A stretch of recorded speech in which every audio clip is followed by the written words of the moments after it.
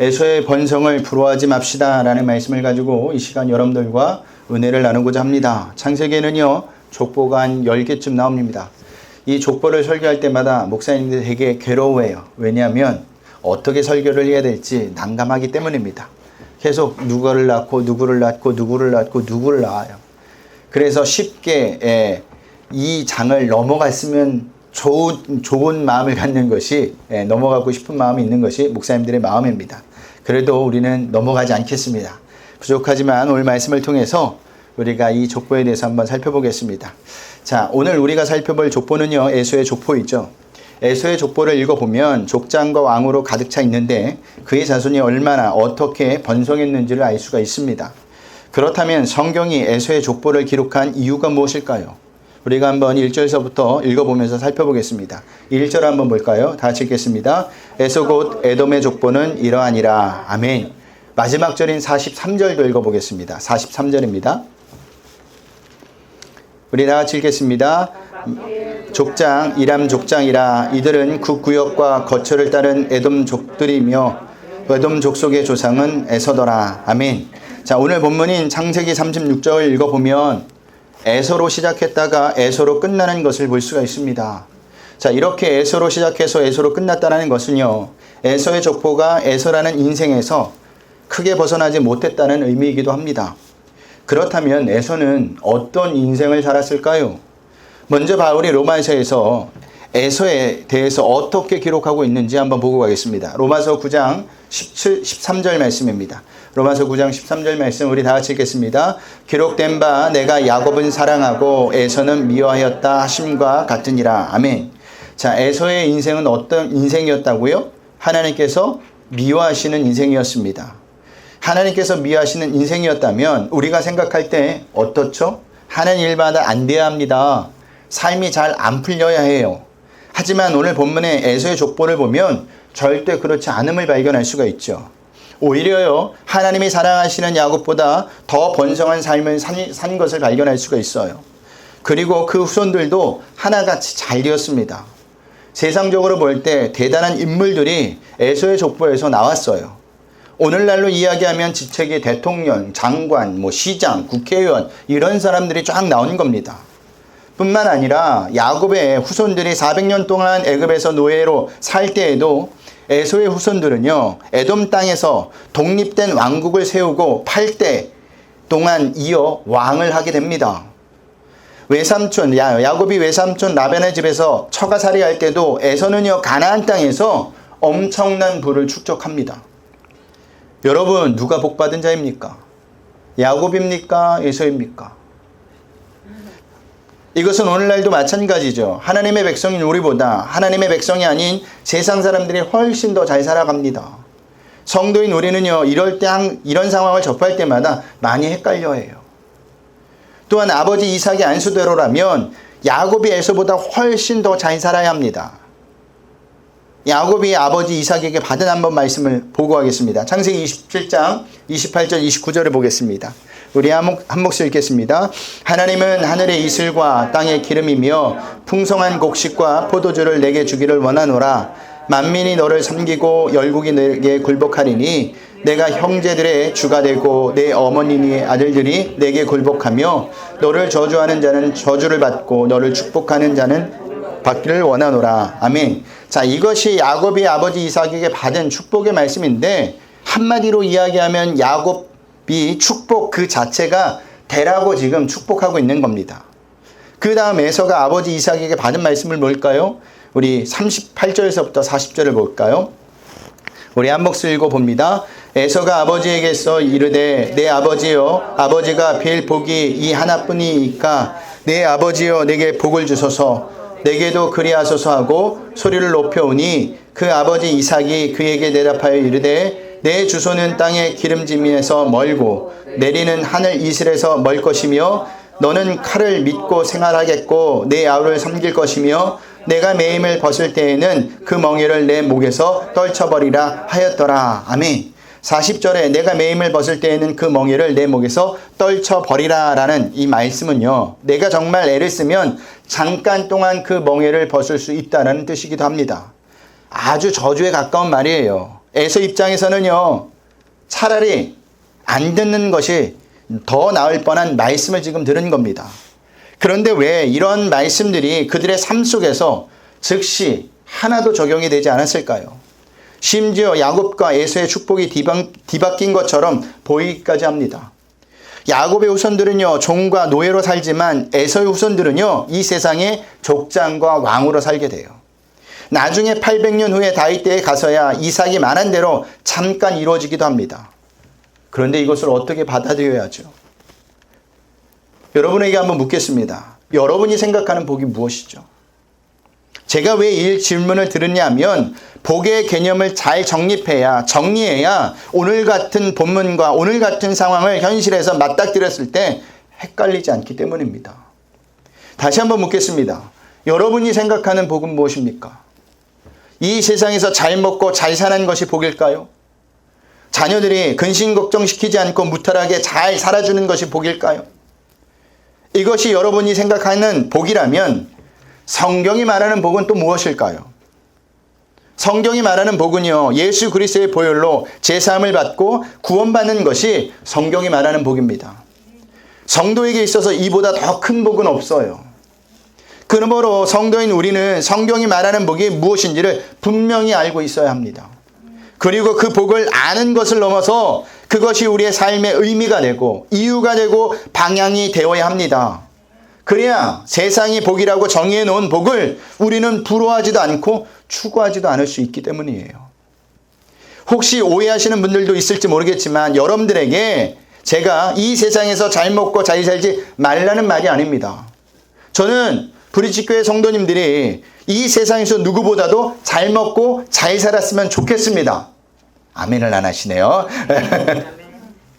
하지만 이 세상에서 잘 먹고 잘 사는 것 때문에 진짜 복인 예수 그리스도의 보혈로 제사함을 받고 구원받는 것을 내팽개쳐 버리시거나 소홀하게 하지 말라는 이야기예요. 그런 의미에서 외적인 조건으로는 에서가 복을 받은 것처럼 보이지만 실제로 하나님의 복을 받은 사람은 누굴까요? 야곱이라는 거예요. 그것이 로마서에서 나오는 내가 야곱을 사랑하고입니다. 하나님께서 야곱에게 구원을 베푸셨다라는 겁니다. 그렇다면 여러분은 에서와 야곱 중 누구의 길로 가길 원하시죠? 에서의 길입니까? 야곱의 길입니까? 말은 야곱의 길로 가야 합니다라고 이야기하지만 속으로는 어떻게 해요? 저도 에서의 길을 가고 싶어요. 분명히 이런 마음을 가지고 있을 거예요. 말은 당연히 야곱의 길을 가야죠, 목사님. 무슨 소리입니까? 정색을 할지 모르겠지만 여전히 우리는요, 이 세상을 살면서 에서의 번성을 부러워합니다. 왜 그렇죠? 우리 안에 자리한 욕망은 언제나 자신의 번성과 성공을 추구하기 때문이에요. 그래서 이러한 인간의 욕심을 편들기 위해서 나타난 것이 성경에도 없는 영육구원이라는 단어라는 말입니다.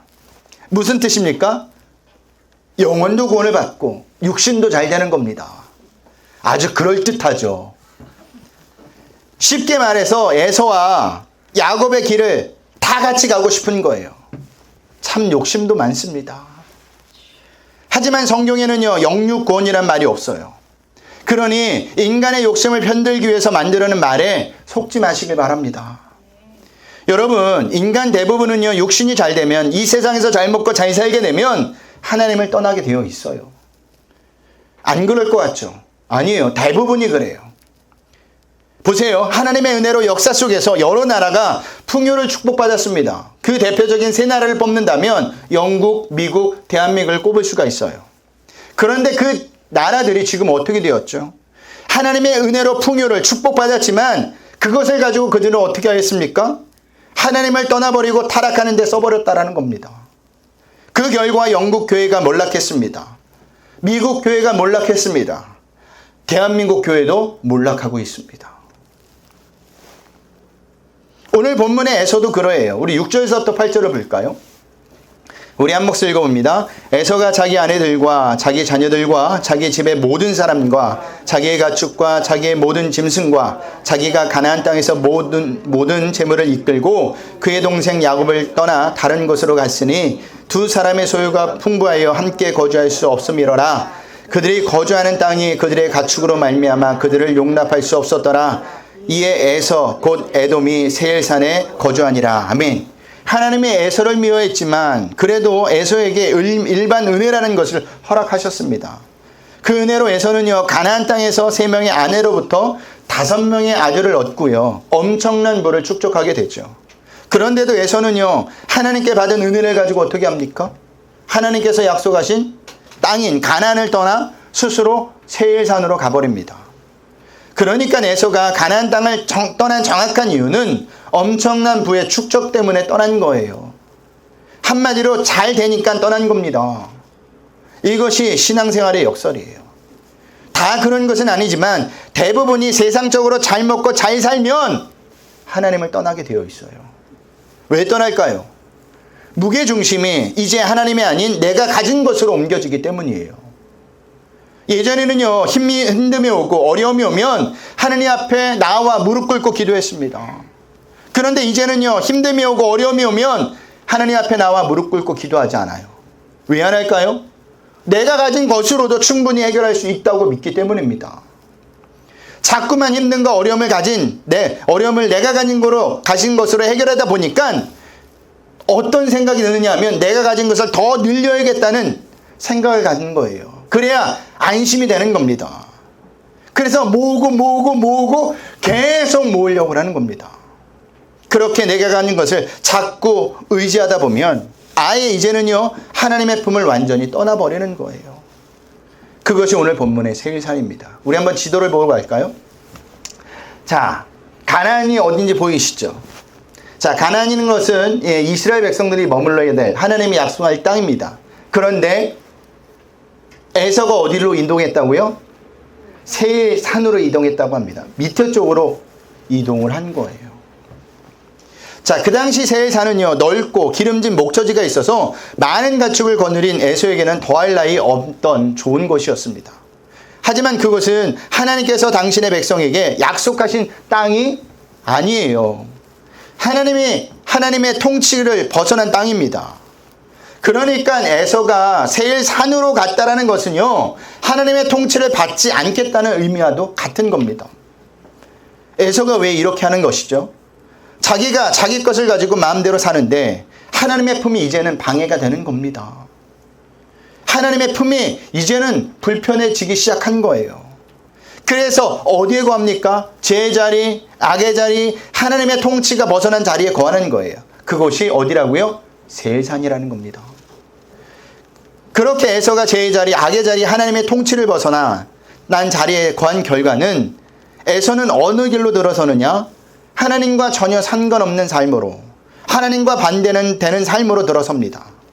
더 나아가 하나님의 백성을 대적하는 사망의 삶으로 가버린다는 사실이에요.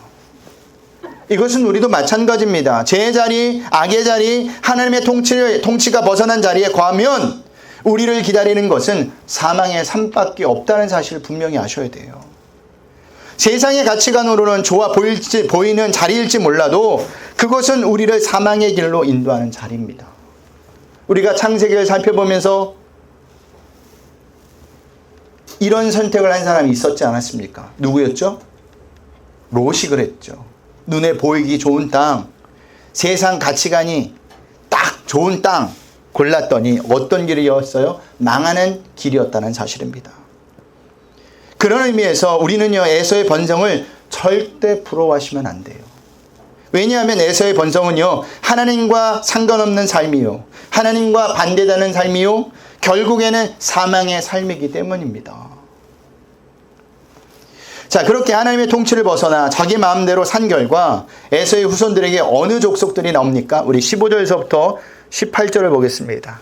오늘 본문 15절에서부터 18절입니다. 우리 다 같이 읽겠습니다. 에서 자손 족장은 이러하니라.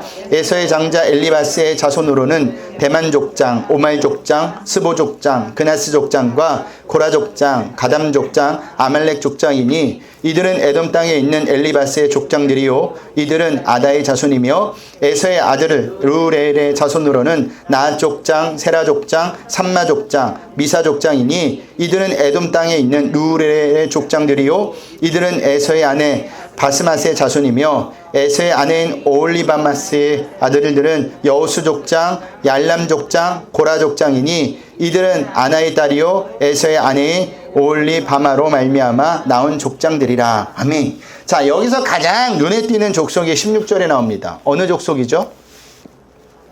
그렇죠. 아말렉 족속입니다.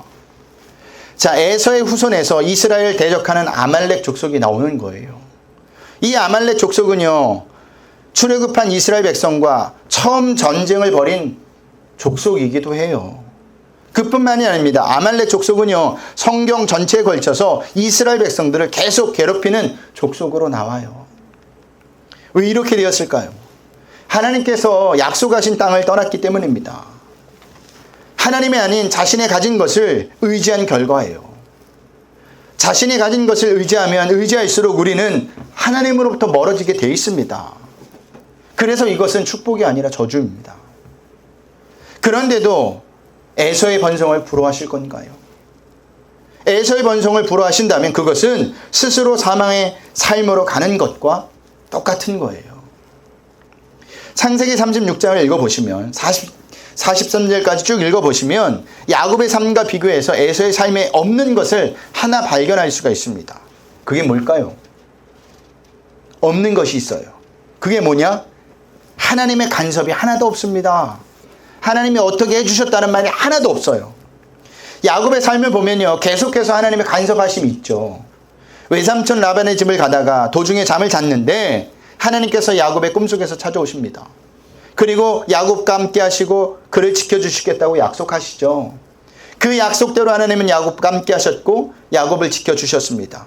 에서에게서 지켜주셨고 가나안 여러 족속에게서도 지켜주셨습니다.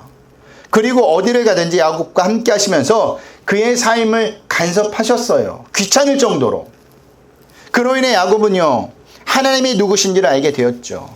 그래서 야곱이 바로 앞에서 어떤 고백을 합니까? 자신은 험악한 세월을 보냈습니다 라고 고백을 하는 겁니다. 여기서 말하는 험악한 세월이란 우여곡절이 많은 세월을 말하는 것도 있지만 그보다 더 중요한 것은 하나님의 간섭하심이 있는 세월을 살았다는 의미예요. 자기 마음대로 살지 못하고 하나님께서 간섭하시는 삶을 살았다는 겁니다. 그런데 여러분, 그 하나님의 간섭 덕분에 야곱이 이스라엘이 될 수 있었던 겁니다. 하나님의 백성이 될 수 있었던 거예요. 하지만 에서에게는요, 그 같은 하나님의 간섭이 하나도 없었어요. 이 같은 삶을 바울은 로마서에서 이렇게 적고 있습니다. 로마서 1장 28절을 볼까요? 로마서 1장 28절 우리 다 같이 읽겠습니다. 또한 그들이 마음에 하나님 두기를 싫어하며 하나님께서 그들을 그 상실한 마음대로 내버려 두사 합당하지 못한 일을 하게 하셨으니. 아멘. 하나님께서 내버려 두신 삶을 살게 하셨다라는 겁니다. 마음에 하나님 두기를 싫어하기에 하나님이 없는 상실한 마음대로 살도록 에서의 삶을 그냥 내버려 두신 거예요. 여러분, 이것은 결코 좋은 것이 아닙니다. 하나님의 무서운 심판이에요. 왜 무서운 심판일까요? 인간은요, 스스로 돌이킬 수 있는 능력이 없기 때문이에요. 아무리 똑똑해도 아무리 능력이 있어도 하나님의 간섭이 없으면, 간섭하지 않으면 절대로 인간은 하나님께 돌아오지 못합니다. 돌아올 생각조차 안 해요. 그러면 결국 어떻게 되는 줄 아십니까? 사망의 길로 가는 겁니다. 망하는 길로 가는 거예요. 성경을 보세요. 스스로 돌이켜 하나님을 찾은 사람이 어디 있습니까? 단 한 사람도 없습니다.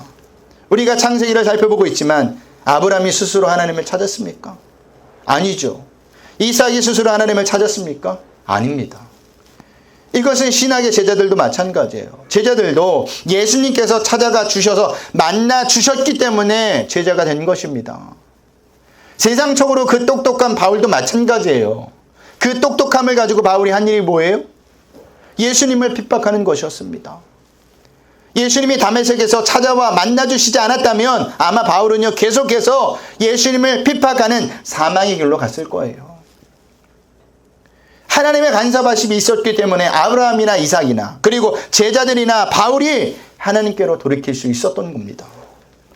이것은 우리도 마찬가지예요. 우리가 스스로도 이렇게 하나님을 찾아온 것이 아닙니다. 착각하지 마셔야 돼요. 내가 하나님을 믿었기 때문에 하나님께서 나에게 복을 주셨다? 천만의 말씀입니다. 하나님이 우리를 불러주신 겁니다. 그래서 우리가 하나님의 이름을 부를 수 있는 겁니다. 하나님께서 당신을 찾아올 수 있도록 상황과 환경을 만드셔서 저와 여러분을 부르셨다니까요. 제가 늘 말씀드리는 거지만 여러분이 세상에서 잘 먹고 잘 살았다면, 아무 문제 없이 무탈하게 살고 있었다면 스스로 하나님께 돌이켜 하나님을 찾았을까요? 천만의 말씀이에요. 안 찾아요, 하나님. 하나님의 간섭하심이 있었기 때문에 여러분이 지금 이 자리에 나와 앉아 있는 겁니다. 하나님께서 사람을 통해서, 환경을 통해서 이 자리로 여러분의 발걸음을 옮기신 거예요. 그러니 하나님의 간섭함이 없는 에서의 번성을 부러워하지 마시길 바랍니다. 예수 없이도, 하나님 없이도 잘 사는 사람을 부러워하지 마세요. 그들의 끝은 사망밖에 없습니다. 결국 망함밖에 없어요. 에서의 번성은 아무것도 아닙니다.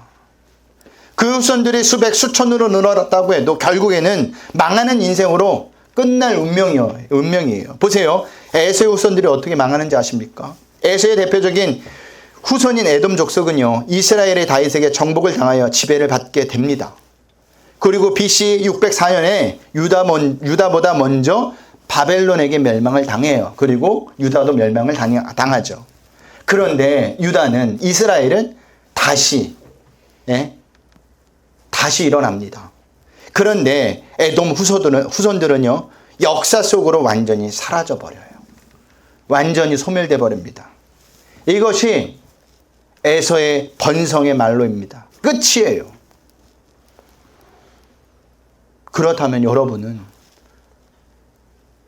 무엇을 추구하는 삶을 사시겠습니까? 눈앞에 보이는 이익 때문에 망하는 길을 선택하시겠습니까? 아니면 영원한 약속에 있는 야곱을 사랑하시는 하나님을 바라보며 사시겠습니까? 오늘 본문은요, 계속해서 에서의 후손들의 왕들을 소개하고 있습니다. 우리 31절을 볼까요? 다 같이 읽겠습니다. 이스라엘 자손을 다스리는 왕이 있기 전에 에돔 땅을 다스리던 왕들은 이러하니라 하면서 왕들에 대해서 쭉 소개하고 있어요.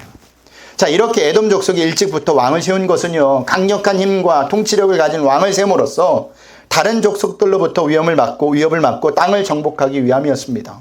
사실 고대 사회에서 뛰어난 능력을 가진 왕이 나타나면 그 나라 백성의 행복과 안전을 결정하는 아주 중요한 요인이 됩니다. 그래서 어느 왕이 세워지느냐에 따라서 그 나라의 운명이 결정되었습니다. 이것은 오늘날도 마찬가지죠. 어느 사람을 나라의 지도자로 뽑느냐는 것은 그 나라의 국민의 행복과 안전에 큰 영향을 줍니다. 그래서 각 나라마다 훌륭한 지도자를 세우기 위해서 최선을 다하는 거잖아요. 그런데 사람에게는 능력이 있어요.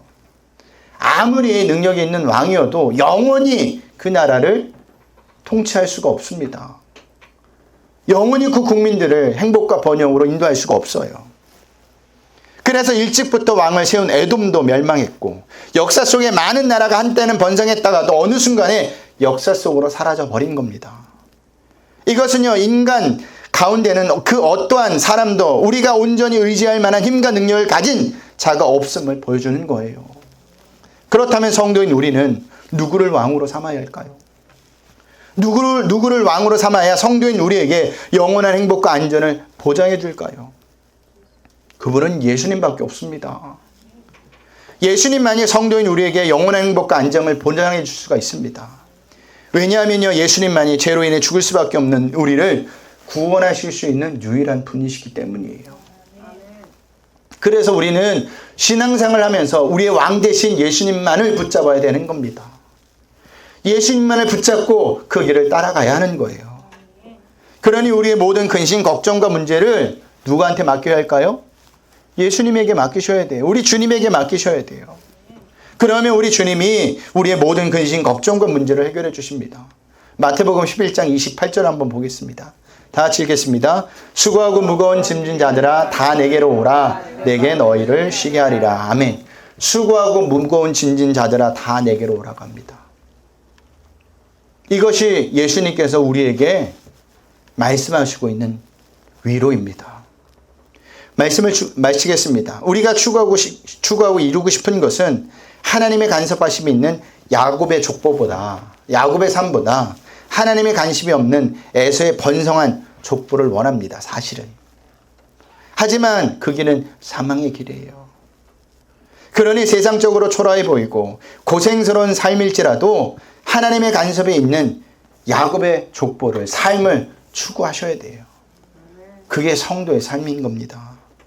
그런데 이런 추구는요, 우리의 힘으로 되지 않아요. 날마다 보는 것이 세상 것이기 때문에 우리는 늘 세상을 따라가고 싶어 해요. 인간은요, 본능적으로 번영과 성공을 추구하고 싶어 합니다. 그렇기 때문에 하나님께서 영적인 눈을 우리에게 열어주셔야 우리가 무엇이 진짜 복인지를 알게 됩니다. 그럴 때 우리는요, 야곱의 삶을 추구할 수가 있는 거예요. 예수님께서 걸어가신 그 삶을 따라갈 수 있는 겁니다. 그러니 한 주간도 우리가 한번 이렇게 기도합시다. 하나님, 영적인 눈을 열어주세요. 하나님, 진짜 복이 무엇인지 깨닫게 해주세요. 이것을 놓고 기도하셔야 돼요. 우리가 영적인 눈이 열려 진짜 복이 무엇인지 깨닫는다면 세상에서 잘나고 잘 먹고 잘 사는 것에 대해서 하나도 부러워하지 않아요. 그리고 불안해하지도 않습니다. 왜냐하면 세상의 끝이 아님을 알고 영원 나라가 약속되어 있음을 우리가 믿기 때문입니다. 우리가 구할 것은 여기가 아니에요. 하나님 나라입니다. 이것을 꼭 기억하셔서 에서의 번성을 부러워하지 말고 하나님의 간섭하심에 있는 야곱의 삶을 살아낼 수 있는 저와 여러분들이 되시길 주님의 이름으로 부탁드리겠습니다.